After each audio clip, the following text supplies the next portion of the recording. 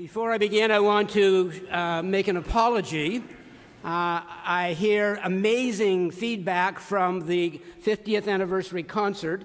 Unfortunately, many months ago, I had applied for a scholarship to attend a conference in Berlin on the Partnership for Religion and Development. I got that scholarship. They paid my way, and so I had to go.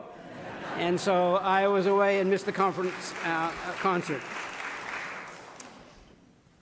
I want to begin by thanking you, and I don't know whether that you is Dina or the board or the cabinet who helped to raise funds or the folks in the church who donated funds for the honor of dedicating the chapel. Over the years, I've had a few times when people wanted to name things after me, and I've always said no. But that place, that corner, is where so many families gathered together just before they came down and took their place for a funeral and memorial service. That corner is the place where so many couples gathered together just before they came down the aisle to get married. That place is where people have gone when their hearts were breaking because of a loss of a loved one through death or separation, to have a few moments before church. And I was so honored to get that phone call to say, Brent, we'd like to dedicate the chapel. And I said, I need to think about it a little bit. And I did, and it was easy to say yes. And I want to thank John for hanging in with me for 42 years. I often say when I tell people that when he's not around, a tribute to my patience, 42 years. But those of you who know me would probably say John is the patient one. But thank you for this honor today.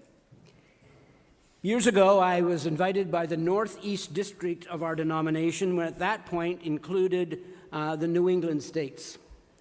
Invited by the churches in that area to do some workshops on church growth. So once a quarter, I would go down in the New York City area and meet with folks and talk about church growth, church development. The district coordinator at the time was a man named Willie White. And so Willie and I would usually meet the day before the conference, and we would go shopping in New York City. And so he took me to one of these gay stores, and we were looking around, and there were, at that point, a lot of things I had no idea what they were for, or whatever. Anyway, and I came across this, and I was taken by the beauty of the glass in the base. From whatever angle you looked at it, a different color appeared. And then on the top of it, there's this little palace, almost like a Disney castle, with lots of towers on it. A very beautiful thing, and yet a very delicate thing. And there have been various times when I've moved it and I forgot how delicate it was, and one of the towers would fall off. And I would say, John, would you glue it back on for me, please? And then someone helping to clean our place would touch it and move it, and a piece would fall off, and I would say, honey, would you glue that piece back on again? Very beautiful, and yet very delicate. I could use that illustration for many things in our lives. The beauty of the human body and how amazing it is. We have these bodies that get us around, that hold our spirit and our soul, and take care of us as we take care of it. How beautiful and yet how delicate. Sometimes things are fixable. Sometimes they're not. I could use it to illustrate the relationships we have in our lives. Beautiful relationships, beautiful friendships that we have. And yet very delicate. And misunderstandings can end them so quickly. But this morning I want to use this beautiful yet delicate thing to talk about you, to talk about MCC Toronto. I did my doctoral thesis on why churches grow. And I did research and visited 5 of the fastest growing churches in MCC, asked them for their history of their attendance, And then most of the places, the graphs that they gave me were like this. Doop, doop, up, grow, down. And when I asked them what happened at that moment, and they would often say, well, we had a fight about this, or we had a fight about that. And people got mad and left. So today I want to use 3 scriptures to try to pull this together. If you don't know where I'm going, I think I know where I'm going, so hang in with me. But I want to use 3 scriptures to address this beautiful yet delicate thing called MCC Toronto. The first scripture talks about a great cloud of witnesses. This is All Saints, All Souls time of the year when we celebrate people who've been important in our lives that we've lost for a variety of reasons. And this beautiful thing that you've created over the years called MCC Toronto. Some of you have been around a long time, and you've seen these periods, the challenging moments, the wonderful moments, the powerful moments. This beautiful yet delicate thing called MCC Toronto.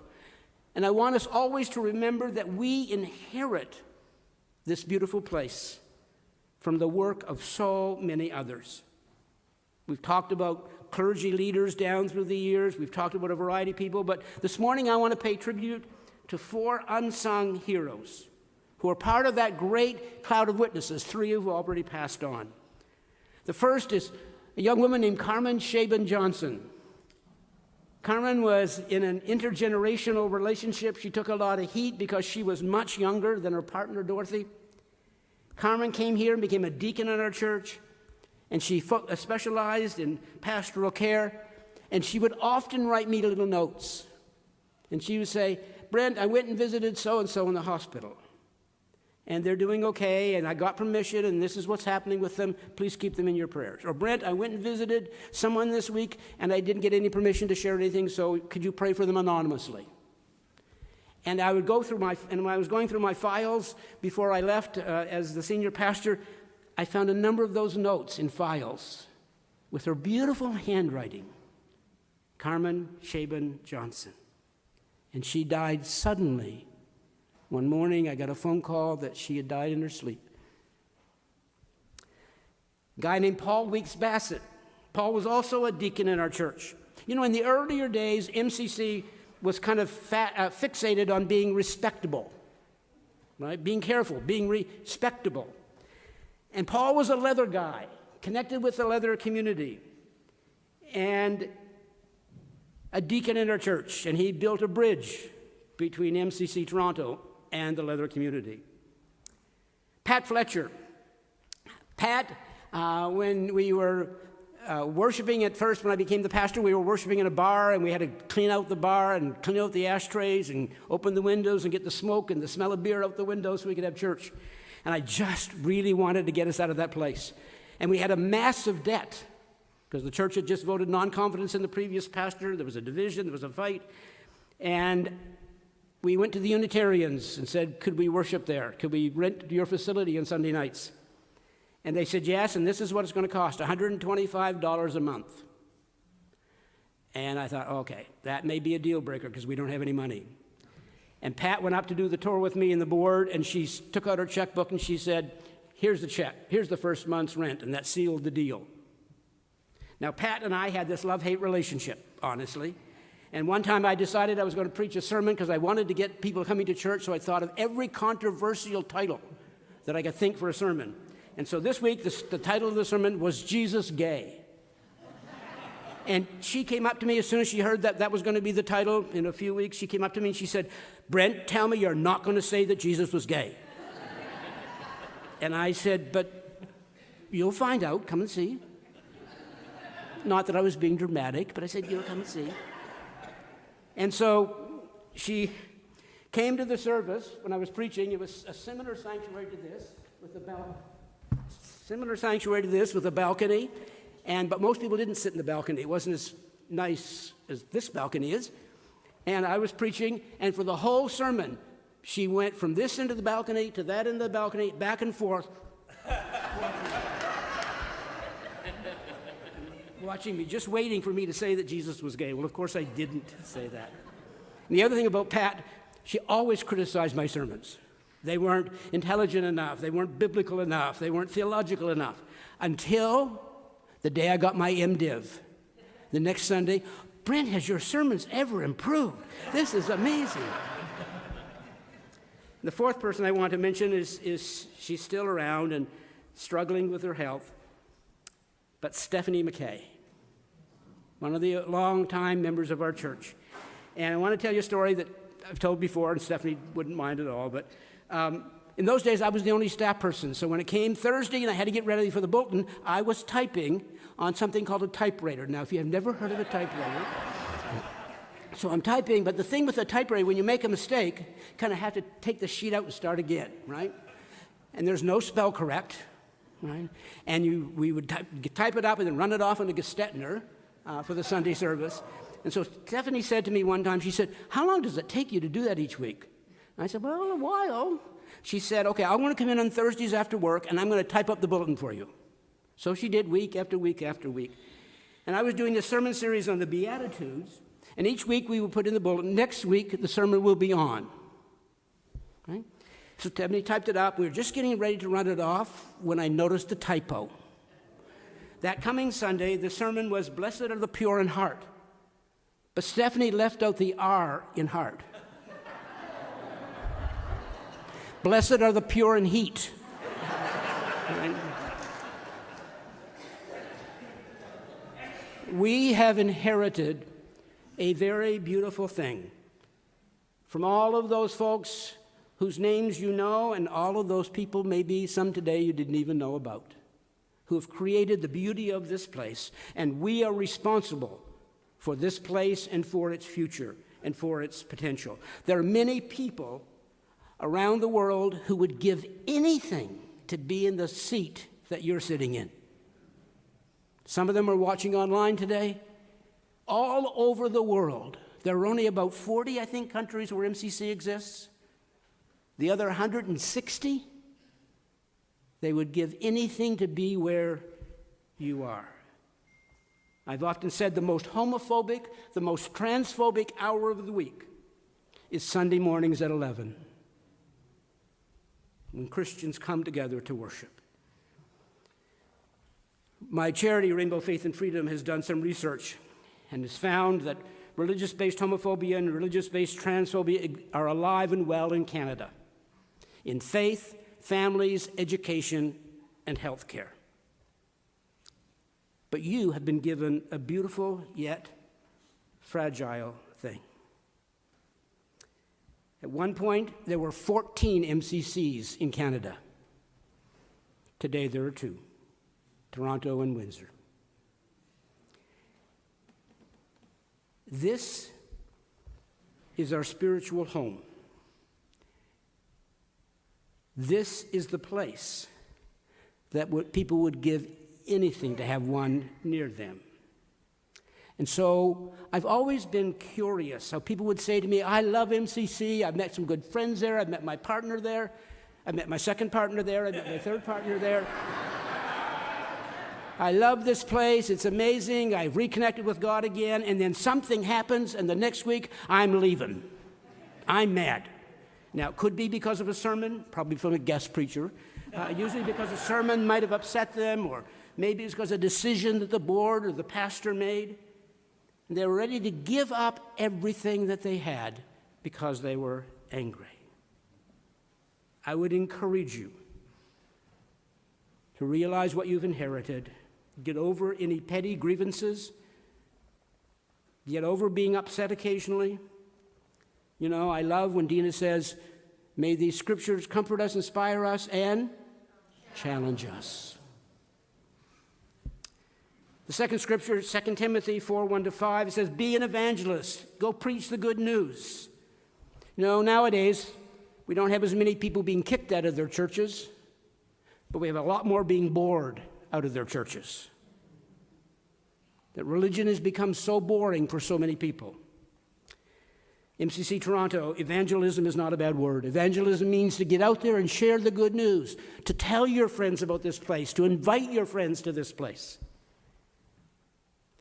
Paul Fairley once said that MCC Toronto is the best kept secret in the city. As for you, endure suffering, do the work of an evangelist, carry out your ministry fully. Our work is needed now more than ever. There's an epidemic of hopelessness in our society. It's not only about saving souls, but it's also about saving lives. But MCC, you're about to enter into a new chapter.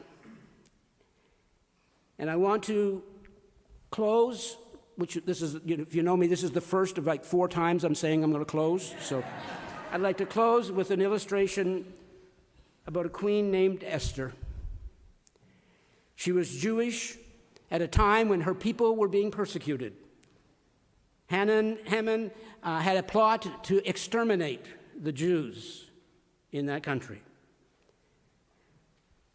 So Esther's cousin Mordecai came and said, Esther, you've got to go and talk to the king and put a stop to this.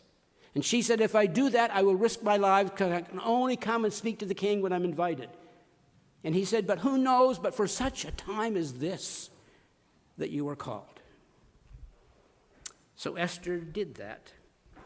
And she spoke to the king, and she stopped the extermination of the Jews in her country.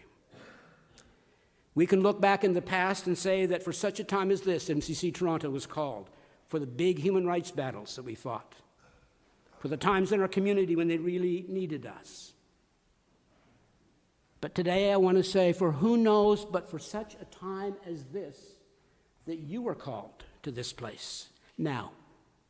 Not our past, but called to this place now. Now, I have a bulletproof vest at home that I don't have to wear very much anymore. But you know one thing about that bulletproof vest? It always made me look fat.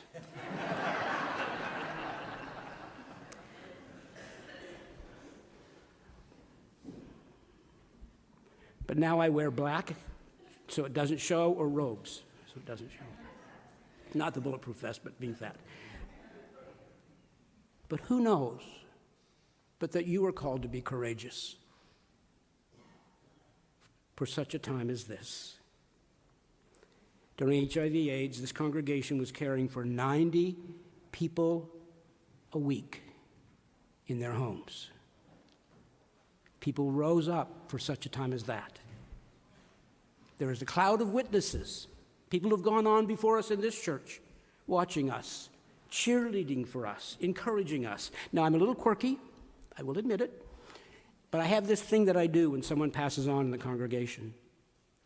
At the funeral, I'll sit here, and I see them taking their place up there in the balcony with Carmen, Shaban Johnson, and Paul Weeks Bassett, and Pat Fletcher, and other folks, and Bob Wolf, and John Ayres, and Paul Fairley, pastors that have gone on. And they're cheering us on, folks. They're encouraging us. They're saying to us, we've given you, MCC Toronto, this beautiful yet delicate thing. Take care of it. MCC Toronto is needed now more than ever. Who knows but that you were called for such a time as this. God in you and God through you for our world. Dina, thank you for the invitation to preach today.